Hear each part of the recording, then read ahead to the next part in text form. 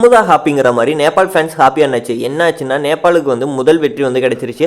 அதாவது Nepal versus Scotland அணி மோதின போட்டியில் வந்து ஃபர்ஸ்ட் பேட் பண்ண ஸ்காட்லாந்து அணி வந்து 170 ரன் அடிச்சிருப்பாங்க. 20 ஓவர் முடிவில் 7 விக்கெட் இழப்புக்கு. அதிகபட்சமாக அந்த அணியின் ஓப்பனரான மிச்சல் ஜோன்ஸ் வந்து 71 ரன்கள் 45 பால்ல 8 4 3 6ன்னு வந்து சூப்பராகவே வந்து விளையாண்டுருப்பாரு. எந்த சைடு நேபாள் அணிக்காக பந்து வீசிய சோம்பல் காமி அவர் வந்து 4 ஓவர் போட்டு 25 ரன்கள் மட்டுமே விட்டு கொடுத்து 3 விக்கெட்ஸ் வந்து வீழ்த்தியிருந்தாரு. 171 ரன்கள் அடித்தால் வின் பண்ணலான்னு உள்ளிறங்கின நேபாள் அணிக்கு ஆரம்பமே அதிரடி தான்.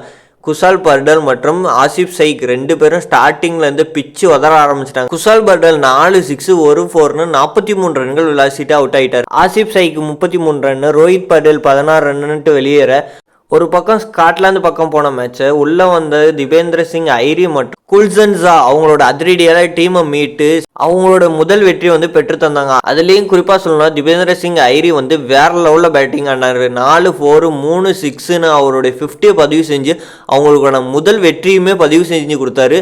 இதனால வந்து குமுதா ஹாப்பிங்கிற மாதிரி நேபாள் ஃபேன்ஸ் வேற லெவல் ஹாப்பியில் இருக்காங்க. இந்த T20 வேர்ல்டு கப்பில் வந்து இந்தியாவுக்கு அடுத்த அதிக ஃபேன் பேஸ் கொண்ட டீம் எதுனா அது வந்து இந்த நேபாள் டீம் தான். அவ்வளோ ஃபேன்ஸ் வந்து வந்திருக்காங்க ஸ்டேடியத்துக்கு அவங்கள பார்க்குறதுக்கு. அவங்களுக்கோசரமே இந்த வெற்றியை வந்து அவங்க வந்து சமர்ப்பிக்கிறாங்க. வேறு லெவலில் இன்றைக்கி பேட்டிங் ஆடினாங்க, பவுலிங் ஆடினாங்க, அதே மாதிரி ஃபீல்டிங்கும் பண்ணாங்க. அதனால தான் அவங்களுக்கான இன்றைக்கி வந்து வெற்றி கிடைச்சிது. இந்த வெற்றியை வந்து யாருக்கு சமர்ப்பிக்கிறதுன்னு கேட்டதுக்கு அவங்க சொன்னது என்னென்னா, இது வந்து எங்களோட ஃபேன்ஸுக்கு தான் இந்த முதல் வெற்றியை வந்து நாங்கள் சமர்ப்பிக்கிறோம். T20 வேர்ல்டு கப்போட முதல் வெற்றி இதுதான் எங்களுக்குன்னு அவங்க வந்து சொன்னாங்க.